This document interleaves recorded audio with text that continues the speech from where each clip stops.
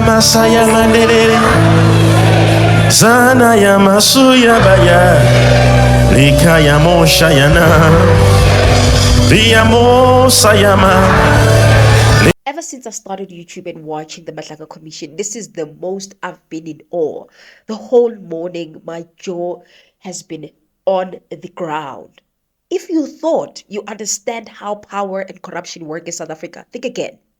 I've been reading through the newly leaked 750 pages exclusive affidavit of Major General Khan from the Madlanga Commission all morning, and my jaw is completely on the floor. We are not just talking about another dirty cop.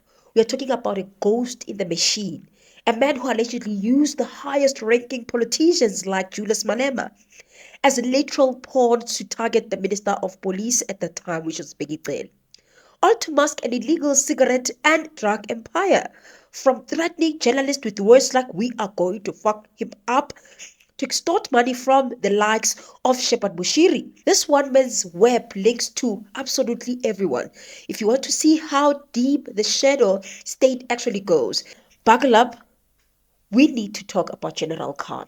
Is there any indication, and this leads to the question about that specific political leader as well, but is there any indication that General Khan has a relationship with Adriano Mazzotti? Well, except he being with him at that political party rally, which was physical that one could see. But other than that, I don't have any evidence to prove. Yes, there was a gentleman that is within Mazzotti, I don't know, he was his manager or something like that, who once called me complaining about the issues involving Khan and the ex-wife. The wife was relationship issues, which I find strange. Why the man phones me about that? What must I do about it? So I discovered, and I approached Khan. I said, "What's going on with this man?" And he said, "Oh well, it's an issue about that man's ex-wife, that he was having issues with Khan, and is in that business of Mazzotti, that guy, I'm told." But to what extent is involved there, I don't know. But I know he's got a relationship with them. So we've seen all morning what has been revealed through that 750 pages of an affidavit. And before we can delve deep on that part of that actually leaked conversations, I wanted us to actually start with what we know. So we know that there's been a lot of allegations about General Khan, and right now the Madlanga Commission with the R286 drug bust, his name has been at the forefront, from him tampering with the scene to him refusing for the relevant stakeholders to actually access the scene, to how he actually obstructed justice in the drug bust that happened. Just to read, and then, Commissioner, we know one senior official that you have mentioned and that we know was on the scene, General Khan. Who else? Because you speak in the plural. Who are these senior officials? I'm aware that General Kadwa was present on the scene. I'm aware that General Kalakala was on the scene. But one can ask what role were they playing, but except for that of General Kadwa. And to think that this man was exonerated because he was investigated with this particular drug bust, and he was exonerated because instead, Lieutenant General has even said that he was supposed to be applauded for the work that he has done because he did an amazing job with this particular drug bust. But later, it was still revealed that this man did not become the savior.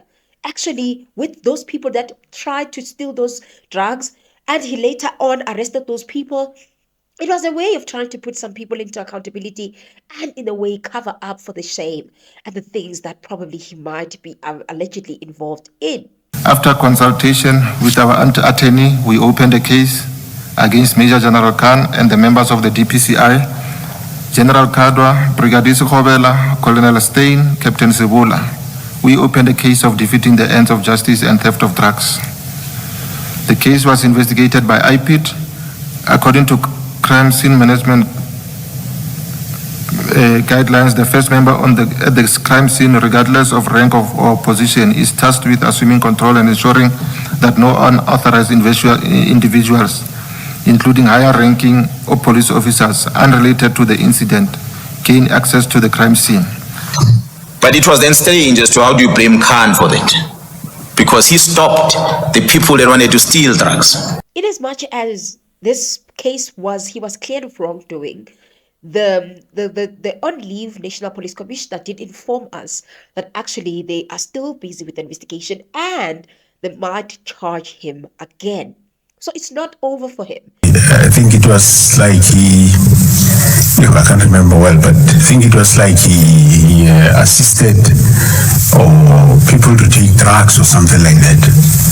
And General Mukhalisi found that actually he assisted in a good way and he acquitted him.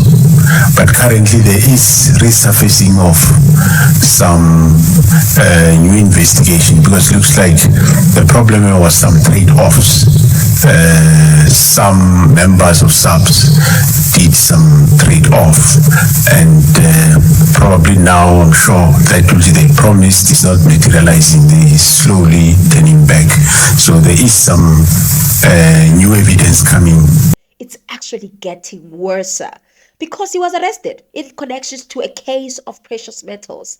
And what was this case about? It was about a civilian who was intercepted in an airport. He was holding 4 precious metals like gold. And this man did not even have the right to have these metals. But the way they described this whole thing, they said he was an informant of crime intelligence. Kadwa, together with General Khan, went to protect this guy. Even though one of these golds were stolen, or precious metals were stolen, and some cops were arrested for that. But they were arrested in connection of that situation. And it happened that luckily they got bail. But during the bail application, they were worried about something that me and you can think, so weird. Why do they care so much about their cell phones? Both General Kadwa and General Khan. The reason why they were worried about their cell phones is because of the explosives that have been revealed this morning in the Twitter space. But at the time, they came across to say, we want our gadgets, we want our cell phones, our laptops.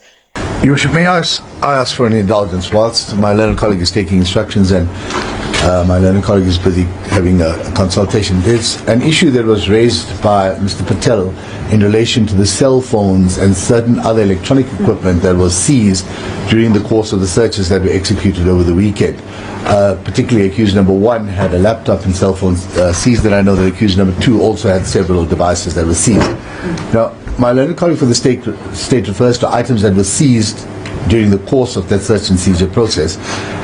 Could we perhaps impress upon him, or perhaps for the court's intervention, ask that priority be given to the examination of what needs to be done in respect of the electronic devices, so that those can be returned as a matter of urgency, as especially I know with accused number 1, he conducts his business, banking, etc. from his cell phone and laptop, and those would be essential for him to continue conducting his business.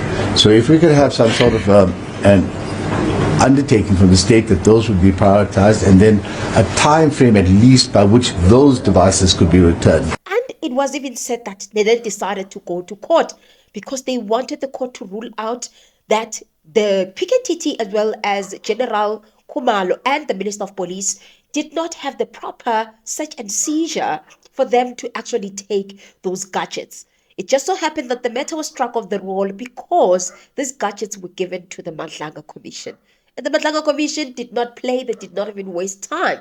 What they did is that they already downloaded those messages. South Africans, we're talking about a man who has been a lot of allegations that he's politically connected. This man is one of the richest generals.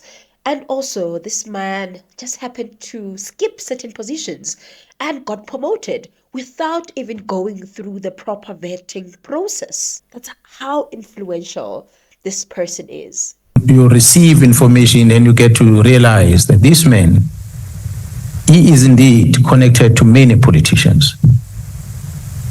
I said the lead of EFF, for the first time for me to sit with him, is because it's Khan that took me to go and meet with him. Well, obviously, he had his concerns about the rallies and everything they were going to have there, which he would have met me in any way via Khan. But for whatever reason, Khan arranged that meeting so that we could meet and talk about the concern that they were having as a party. But that was an indication, according to what I observed, that the man is very close to politicians. A system where they were able to actually retrieve all those chats between him and different stakeholders. That makes sense why this guy actually did not want to give out his phone to either the Madlanga Commission or the courts or crime intelligence or the PKTT, because he knew that the information contained there is so damning. So when the Madlanga Commission successfully encrypted the hardware containing the phone extraction, they didn't just find police work. They found an active network of illicit coalition. Let's look at the names exposed in the 750 pages affidavit that has been leaked. Number one, we have Mohammed Sayed, the director of the controversial tobacco company Carney Links, and Julius Malema, leader of the EFF. The text log reveals that General Khan wasn't policing the tobacco cartel. He was allegedly weaponizing crime intelligence for them. The affidavit details a 2021 plot between Khan and Mohammed Sayed to orchestrate the removal of the Inspector General of Intelligence, Dr. Maru Dintwe. Khan literally texted Sayed highly specific question designed to trap the IGI. The next day, Sayed texted back saying, "Did you send me now?" Attached those exact questions, which were then fired off in Parliament by the EFF. And here's the proof that actually that happened. And what is so shocking is that Mr. Dintwe is one of the people that appeared at the Zondo Commission. And he was sort of like a whistleblower as well. Another General Gmalo, you can look at it like that. Because he blew the whistle regarding crime intelligence and the looting that has been taking place in crime intelligence. So clearly Khan was against him because high chances Mr. Dintwe was actually investigating people such as Khan that are corrupt in crime intelligence. I give an example of that, and I used the word looting deliberately because it's pure looting. Yes, of course, there are investigations that are taking place. We were also promised that the crime intelligence itself will conduct its own internal investigation. To date, we are aware of about 2 members who are dismissed. I think that they've appealed and so forth based on those findings. Now, what was happening there, and I'm giving an example later, is that we were even calling the subordinates the runners. What will happen is that a chief financial officer based at crime intelligence will be involved in operations. An example of an operation here is that he will handle a source, and it's not acceptable. But because he cannot go and claim money for that particular source, he will use a captain or a colonel or a warrant officer somewhere because he will be a major general. So a poor captain will go, collect money, give it to the CFO. The CFO will then claim that I would have paid a source. And the settlement will then be done on behalf of the captain, not on behalf of the person who claims that they are actually real handlers of that particular person. So we are calling them runners, that these senior managers will then have these other people. So the further question says that, if so, what is the nature, and does it include discussing matter relating to crime intelligence? Have you had any discussions with Timi Marimutu regarding the removal of General Peter Jacobs as head of crime intelligence? If so, what security clearance gives Timi Marimutu access to you as the Inspector General of Intelligence, particularly as it relates to discussion of crime intelligence matters? The question was asked. And this Timi Marimutu is actually a man who has been accused of, he's more or less involved in drugs, and he's been accused of being in drugs. This is a man of God, by the way, a person who can go to churches and deliver speeches there. So let's welcome him, Timi Marimutu.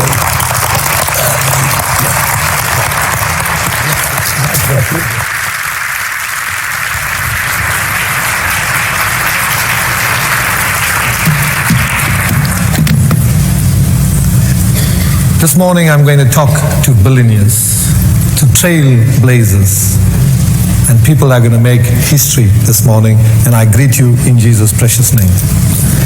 I first want to take the liberty and And I feel it not appropriate for me to do it from top because the gentleman, the pastor, the businessman, the doctor of this house is of generals, leading generals.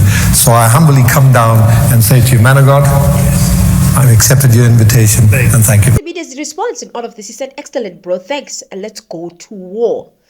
This is not it. According to Nyatlo, it was apparent from Khan and Sayed's discussion that these questions were designed to trap the Inspector General into giving an honest response whereafter his removal will be demanded. In one exchange, Khan stated this should get to him, and in return, we can ask for his removal because he lied. Absolutely, he's going to deny it and then he's fucked. Bye-bye. You see, guys. Yatlo argues that if General Khan's primary concern relates to the possibility of an improper relationship between the Inspector General and an alleged drug cartel, he would have raised that concern directly through the appropriate channels, rather than using his relationship with an alleged tycoon smuggler to plant a question to the Inspector General in Parliament. During this exchange, Sayid also forwarded Khan a screenshot of his WhatsApp conversation with Malema regarding the question he wanted him to ask Dintwe. When it is going to be fired off to them, Sayid asked. Malema says tomorrow. Over a week later, Sayid sent Khan a copy of a letter written by the then EFF MP Wiandre Pretorius to the then Police Minister Bheki Cele, which also repeated question that Khan wanted Cele to be asked about whether he had any relationship with Marimutu and whether he had discussed crime intelligence matters relating to the Inspector General of Intelligence and removal of General Jacobs, head of crime intelligence. All I can say to you guys is that there seems to be some obsession with Marimutu. I don't know if Marimutu was a competitor, but it looks like he had a real problem with Marimutu because Marimutu is a drug lord in a way, if you can put it like that. In question that Khan will undoubtedly be asked about when he testified before the commission next month. He also wanted Cele to be asked, have you had any discussions with convicted drug lord Timi Marumutu regarding the supposed deal made by former President Jacob Zuma and Major General Feroz Khan? And he will use state intelligence resources to ensure the elections of Nkosazana Dlamini Zuma as president of the... Have you had any discussions with convicted drug lord Timi Marumutu regarding the supposed deal? If so, what security clearance did Timi Marumutu attain to discuss? It is also unclear whether Cele or Dintwe, who had also had his security clearance withdrawn by the then spy boss Arthur Fraser after he sought to investigate the state security agency, ever responded to these questions. What is apparent is that Khan faces a myriad of questions over his communication with Sayid, whose business interests he appeared to have assisted by allegedly using police resources to target Nalilig's competitors repeatedly. Sayid there's been a lot of allegations that he's an illicit cigarette smuggler, and also at some point did employ people like Madipandile Sotain and Wiandre Pretorius. Yes, and that is how the question of whether he knows about the unaliving of Witness D, but with the information that was revealed is that he does not know anything about the unaliving of Witness D. And we know that Soteni has been refused bail. He worked at one stage as a bodyguard for Mohammed Sayed for Kalinings. So that raises a lot of questions. Clearly, Wiandre Pretorius was on Khan's payroll according to some of the chats. He also was on the payroll of Mo Sayed from Kalinings, where they were planning to go and take out the opposition, go and do raids. And our information is saying, and I'm sure it's going to come up at the Madlanga Commission, that rewards were paid. So Wiandre Pretorius, who took his own life, took money from Mo Sayed. He was on his payroll, and apparently even crime intelligence paid him. And that is why the commission, in the summons issued to General Khan, are asking a lot of questions about the relationship between Wiandre Pretorius and a number of other individuals, the relationship with Brown Mokhotsi, because remember, Brown Mokhotsi told this very commission that he had no dealings with Feroz Khan. Clearly, I believe he was lying. But we know that Sayid at some point employed Madipandile Sotain, and that Wiandre Pretorius was also in the illicit cigarette smuggling sector. And even Marius van der Merwe was not happy about that involvement in that particular situation of illicit drugs and how that happened. And to show the connection between Wiandre, Witness D, between Wiandre Pretorius, Marius van der Merwe, and everything, We know that even at the scene, Khan's name came out when they went to that particular scene of Emmanuel Benze when he was unalive. They said that they're going to call General Khan and he will make this go away. Asked whether a suspect talked, and Wiandre responded that he will never ever talk again. A discussion between the law enforcement members then took place as to how to deal with the scene. Kershaw Lee tried phoning a paramedic to declare the suspect dead. Wiandre approached me and informed me that he will phone General Feroz Khan to fix this. I in turn responded and said no, as this is Wiandre's problem.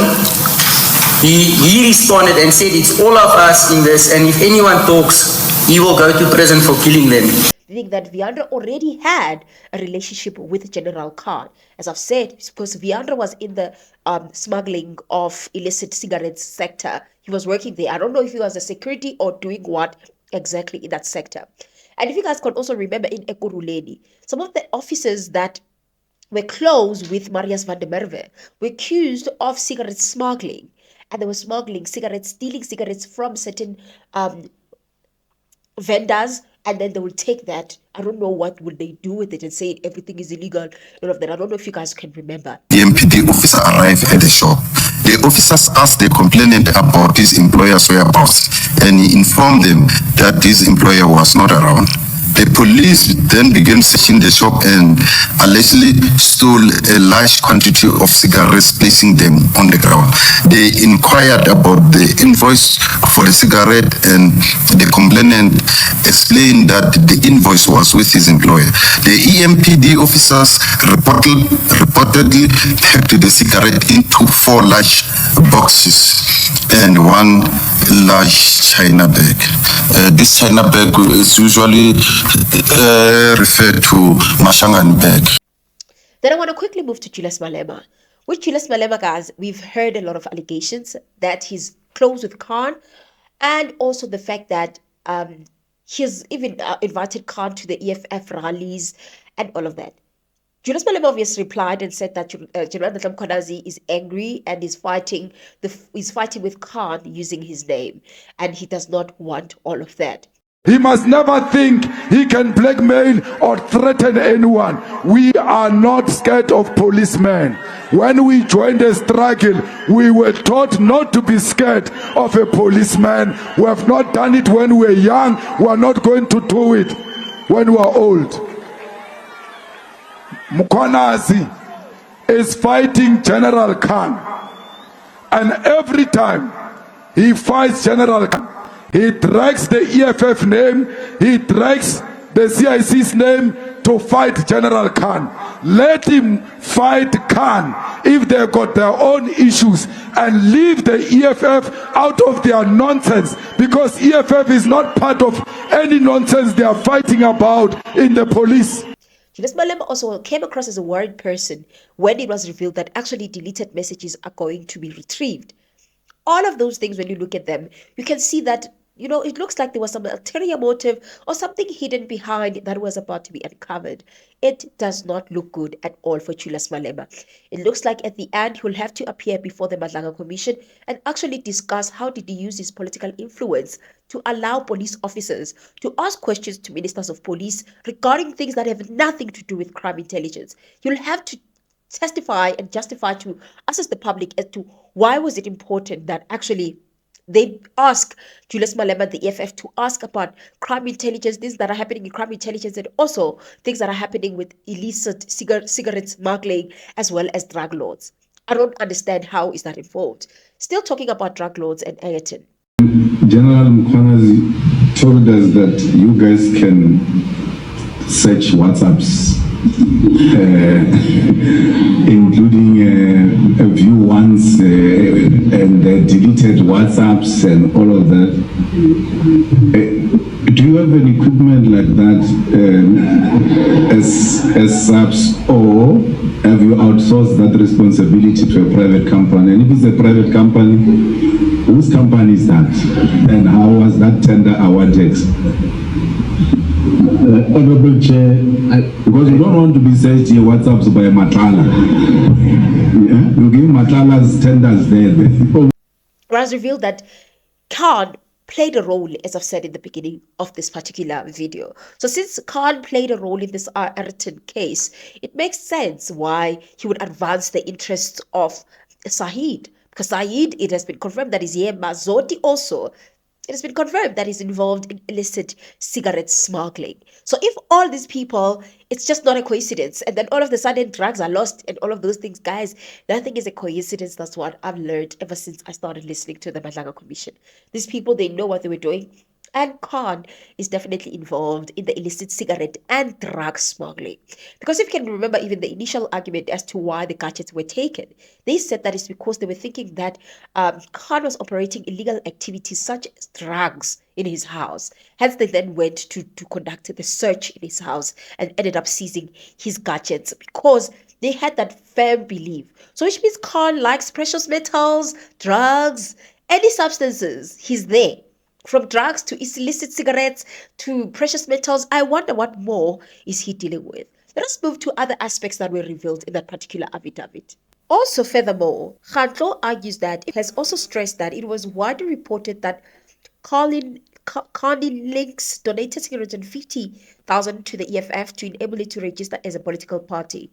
That later, Kaylee Phillips of Carney Links advanced 1 million to Mr. Julius Malema to enable him to settle a tax debt with SARS. Mr. Mazzotti regularly made his sent penthouse available to Malema for his use. Mr. Malema and his family lived in a house rented to him by the CEO of Carney Links. Mr. Mazzotti and General Khan attended an EFF gala dinner at a table sponsored by the Carney Links. He claimed to be conducting crime intelligence business at the time. That he helped the economic freedom fighters Julius Malema to register the EFF and also paid for Nkosazana Dlamini Zuma's campaign to be the next ANC president around 2017. Paid money towards her presidential campaign. An allegation both have denied. But now Mazzotti's past is again being dug up, as he had admitted to smuggling in 2014 in order to cut a deal with SARS when the agency went after him for tax evasion. Obviously, Malema has denied some of these allegations. Then I wanted us to move to the second point of what was found. So the second lead was Imogen, the powerful Ekurhuleni city manager already mired in a 483 million looted scandal.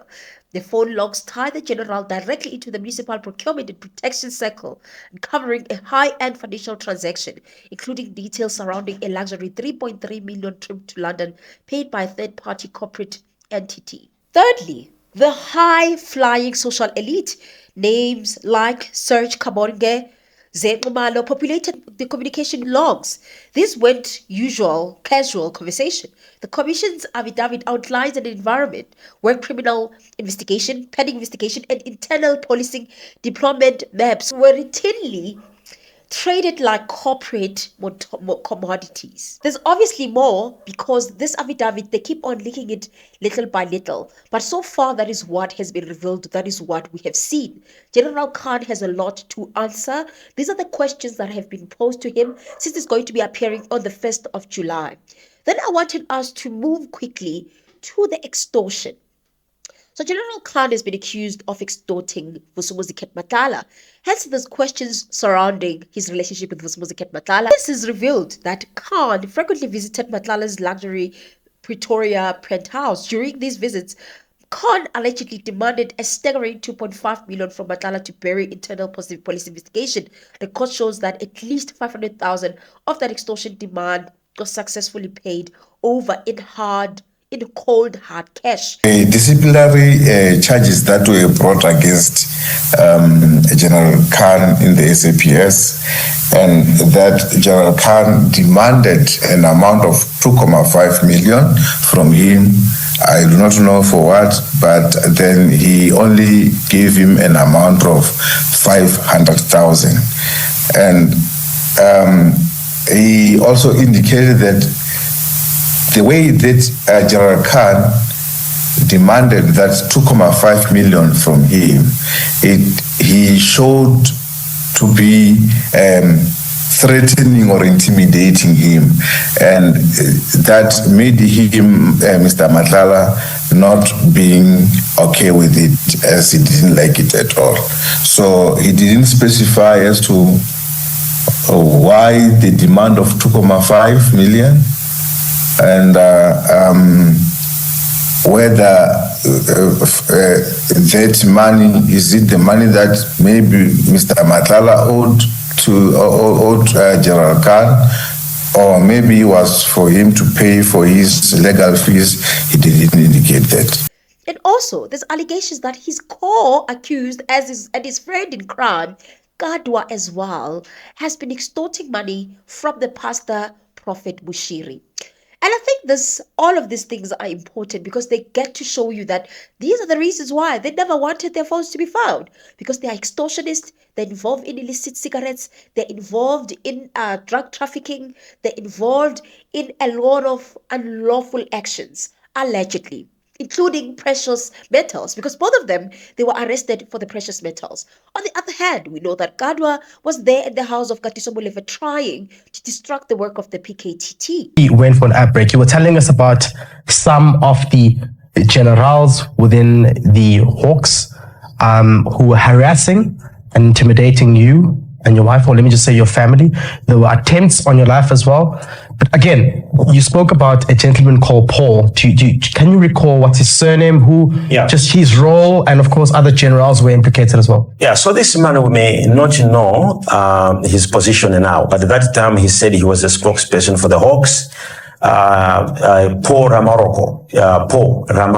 Okay. All right. So this man basically, he was all of us. He was all of us. All these cases can end because he was apparently working with the Brigadier Kadwa. This also Brigadier Kadwa, he kind of like took a lot of money from my members. Remember, I don't have to give money, right? In South Africa, I have got so many members, and some of them are worthy, and when they are approached by these people to say, your prophet will be arrested, do something, and these people will take the money and they give. And this is where I didn't like it. How much do you have an estimate of the value? On the Brigadier Kadwa that I know, that actually people said they gave him money. It was almost 4 million, 5 million was given. Within the space of how long? Was it a year? No, that one was within a year. Yeah. All right. And which year? That was 2018. Okay. All right. Before Bushiri fled South Africa under a cloud of money laundering charges, intelligence files indicate Kadwa allegedly extorted massive sums of cash from the wealthy pastor, next stage for investigative manipulation and protection from the Hawks. This is exactly why both Kadwa and Khan rushed to the High Court. They knew that once their gadgets were seized during the May 10th arrest for illegal gold possession, the digital paper trail of these extortion rings would become public property. They desperately needed their devices back to clear the device, but the courts didn't buy the bluff. So, it was alleged that he rented his own house to the state. Was that legal? No, it can't be legal, Honorable Chair. Then how come Feroz Khan has a similar case where he rented in to his state, but nothing has happened, and why won't charge? Honorable Chair, that came to my attention now, especially when I was asking General Gmalo now about the security clearance of Madondo and Khan. That comes to light, and he's investigating that because it's not right, it's irregular. Obano investigator? General Gmalo. Okay, ngicela ukuthatha ukuphakamise inyawo ngoba izwe lethu liyaphela. Ngifuna ukwazi ukuthi nakuwukuthi ku wrong umdlulu ukuthi aqashise indlu, why ku right ukukhanda aqashise indlu and uhleleleni lapho. But the phone record to only confirm what witnesses have been telling the Madlanga Commission on the stand for months, the structural interference of both men is unprecedented. Let's look at General Kadwa. The commission heard explosive testimony details on how Kadwa actively disrupted the highly sensitive work of political killings task team when investigators were closing in on the safe house belonging to Katiso Molefe, a key figure implicated in political hits and the unaliving of QTech engineer Arman Swart. Kadwa allegedly manufactured a deliberate bureaucratic hooks of the raid, pulled back the operational teams and compromised the entire multi-agency investigation. I do not have details of what the team did when they arrived on the scene, other than what is contained in the feedback message. Having regard to the contents of the feedback WhatsApp message, I do not consider this to have been interference, especially given that the team indicated they were there only for 10 minutes. The commissions heard evidence that Khan received high-ranking promotions with crime intelligence and he legally had operations professionally did not deserve by passing for qualified candidates due to powerful political backing. And then there is a ghost that haunts this entire career, the July 2021 Aeroton bust. In 2021, a massive ship of Brazil cocaine worth of 280 million was intercepted in a warehouse south of Johannesburg. What happened next was a pure sabotage. Witnesses a National Interventional Unit members, Warrant Officer Steve Pakula, testified that senior officer scrambled the scene, contaminated the forensic trail, and even ordered the immediate arrest of lower-level whistleblowing cops who uncovered the drugs. While Khan was later magically exonerated by the internal subdisciplinary inquiry in 2025, testimony at the Madlanga Commission reveals that corridor talks across the entire intelligence grid identified Khan as the ultimate protector of that shipment. Worse still, recent testimony confirmed that over 55 million worth of that seized cocaine has mysteriously vanished entirely from the state forensic labs. What in this which you have now read constitutes conduct of defeating the ends of justice on the part of General Khan? Okay. Commissioners, when General Khan indicated to them that they must not move their car, and also requesting them to write their statement, General Khan works for crime intelligence. He does not handle the crime scene. So in him being at the crime scene, giving instructions as to what must happen and when, it is interference. All I can say is that it now explains why he's so rich, why Lieutenant General Khan has said this man is very, very moneyed. When you look at this entire case, one thing becomes abundantly clear. General Khan is a highly dangerous man who operates through systematic intimidation, and his current behavior is part of an established pattern. Business. Lifestyle audit. Lifestyle audit. This is what I want to know. General Khan lo ekuthiwa business nama-10 namalokhunja nama-franchises wayithathaphi imali? But the question to you is, who is General Khan currently and what is he serving as? Thanks, Honorable Chair. He's a Major General serving at Crime Intelligence. I think Security Intelligence. How did he join SAPS? Correction. I don't have that offhand. The allegation that he was an agent before he joined, is it true? Can't vouch for that. It might be, but I rather opt to go and investigate and then I'll write to the chair, Honorable.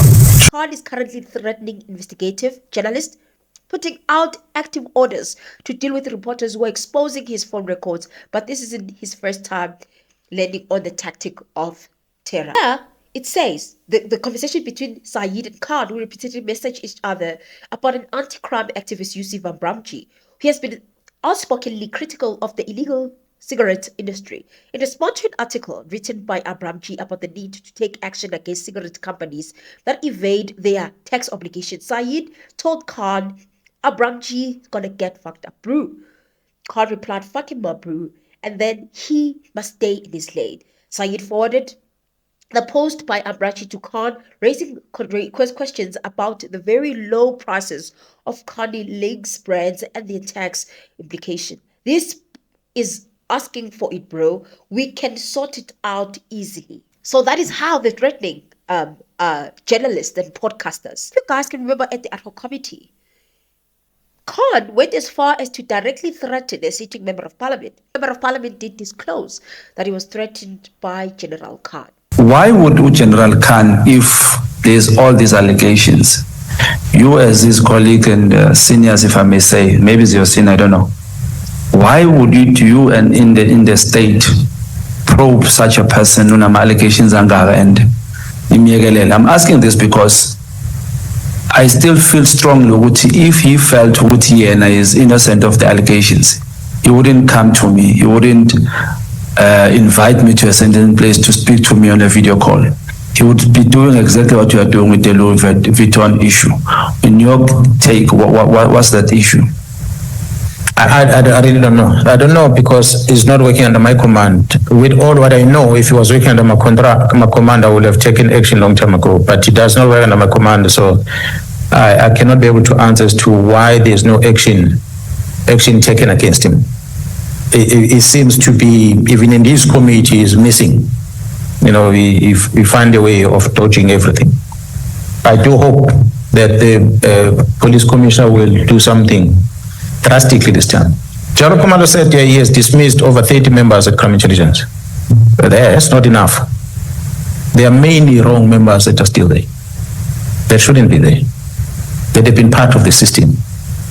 So we need to, I think General Khan is one of the richest generals we have, maybe more richer than all of you.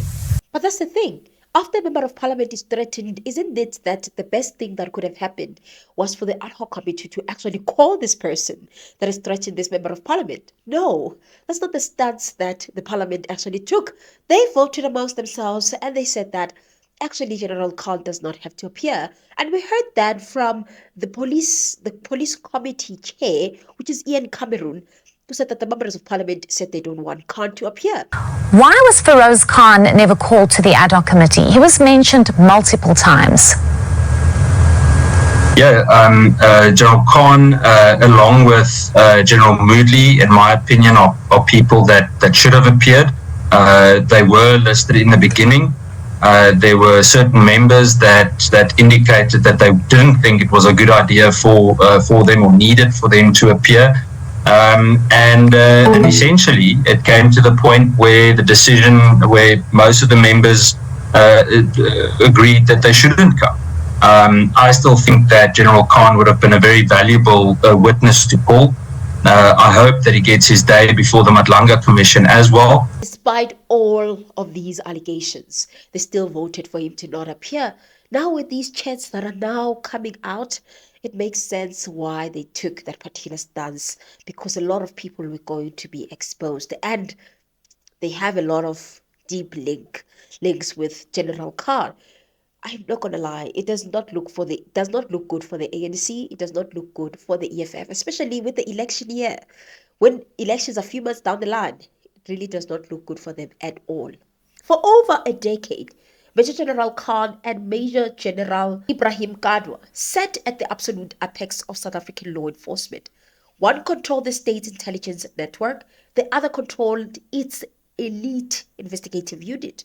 On the July 1st, 2026, the shadow vanishes completely. Both men are officially subpoenaed to step up to the witness stand at the Madlanga Commission. They will not be hidden, they will not be behind closed doors. They will not have phones to hide behind. They will be under oath, facing 150 pages of their own encrypted text messages, forced to tell the country how the very people paid to protect South Africa become the greatest threat. Before I can close off this video, let me hear what you think about all of this reporting. And other aspects that I think we are forgetting is that General Khan is also involved in anti-kidnapping unit in crime intelligence. He knows Nengi. It was revealed at the Madlanga Commission. From the investigation that has been conducted, I've not been presented with anything specific that shows that relationship. However, Mr. Ismail is involved in investigation of kidnapping cases. General Khan is leading a team in the police that is involved in criminal cases within crime intelligence. So I like to believe they've been exchanging notes in between throughout the time when they were dealing with cases. So from that, I would like to believe perhaps they know each other, but I don't have any evidence to prove that they know each other. And not just that, he also allegedly is involved in the case of Thabo Bester. So literally, every true crime, high crime, well-known case in South Africa, this guy called Khan, he's there, he's involved. as well to the fact that there could be also a link between this too and Thabo Bester as well. Indeed, that has come up. We know that General Khan was apparently involved in the Thabo Bester investigation, and allegations floating around is that most certainly there seems to be some link, and then his name is going to come up during the Madlanga Commission. I wanted to also quickly talk about Julius Malema.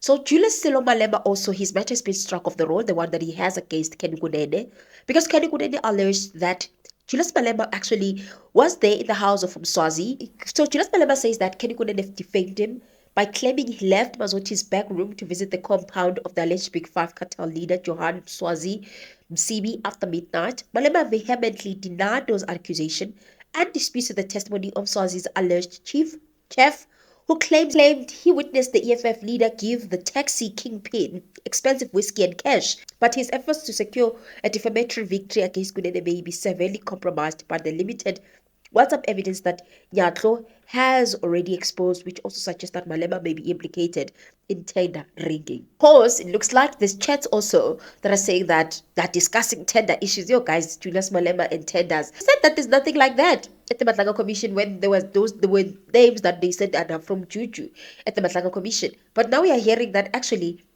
there is a possibility that those tender names were actually from Juju. Because now there's another allegation that he was involved in other tenders that now are implicating these people of Khan and Sayid and everybody else.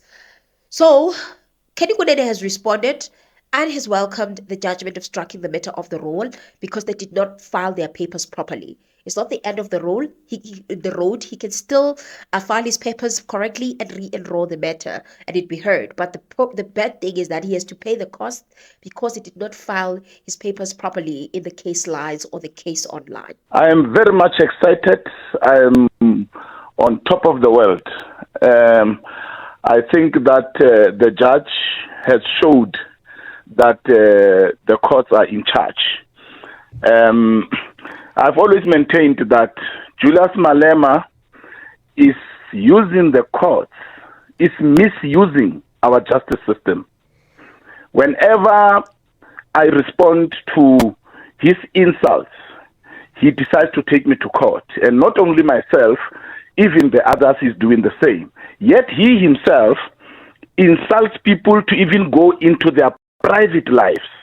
He insults the wives of politicians who are not even politicians themselves. He body shames old women. He body shames women in general, and nobody sues him. So Julius is trying to use the courts to try and suppress freedom of expression. He does not want people to talk about him, which then defines him in the event he were to become the president of South Africa in his third life, because in this life he will never. It means that he will be a president that suppresses freedom of expression because he has no thick skin. He behaves like a primary school child, a bully who bullies all the children until one slaps him. Then he runs to the principal's office.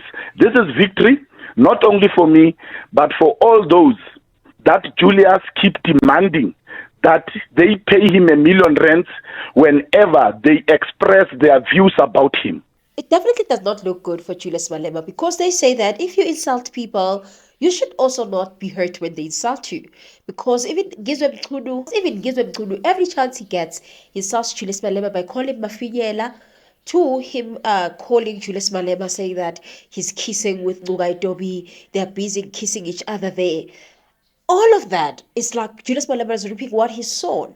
Because also he has been, in a way, disrespectful to other people. Now they're being disrespectful to him, and it does not look good at all. Ngixolisile nje ngeke ungihlise ngaphakathi ungibona ukuthi ngixolise ngokweqiniso noma ngaleqiniso. Ngihloniphile inkantolo mina. Mayiqhubeka yona ifuna ukungibopha, mina ngiyaqala mina ukubona inkantolo ezi-emotional. Because a court should be neutral, not have feelings. Manje ngibona sebefuna mina ngizani ngiguqe phansi ngiqhaza ngafunyile ukuze bebone ukuthi ngiyaxolisa. Xolisile kuphelile lapho mabaqhubeka bona abangibophe kodwa ngizocela ukuthi mhlambe this application yokuthi ngcono ngiyoboshela emajele aseduze wasekhaya kwaZulu. Ngiyacela please ngoba mina I'm not a coward, mina ngizokhala ngengane ngizokhala ngamuntu. Bayeke igebengu ezaqhumisa ibhamu le ke Western Cape ku City of Ukombo. Zichakaza ngaphandle ziyaqhosha abangani bazo babekiwe abangamajaji namhlanje. Abangani babo baqabulana usuku nemini noNgwethu Malema. So manje kufuna kuboshwe mina ngizeni mina. They are protecting them. Look at this, Mafinyila guy is busy with all branches in Malawi and EFF Malawi and everywhere. It proves that he can never, even when he see crimes, he can never go against his own will, that he wants to make South Africa being looted by all the African countries that are here illegally. I don't know what you guys think about this. Do you think it's damning enough that it's going to destroy the EFF? Or you think that they're going to find a way to have a comeback? Let me hear your thoughts. Let me hear what you think. Otherwise, guys, I'll see you on my next upload. Bye.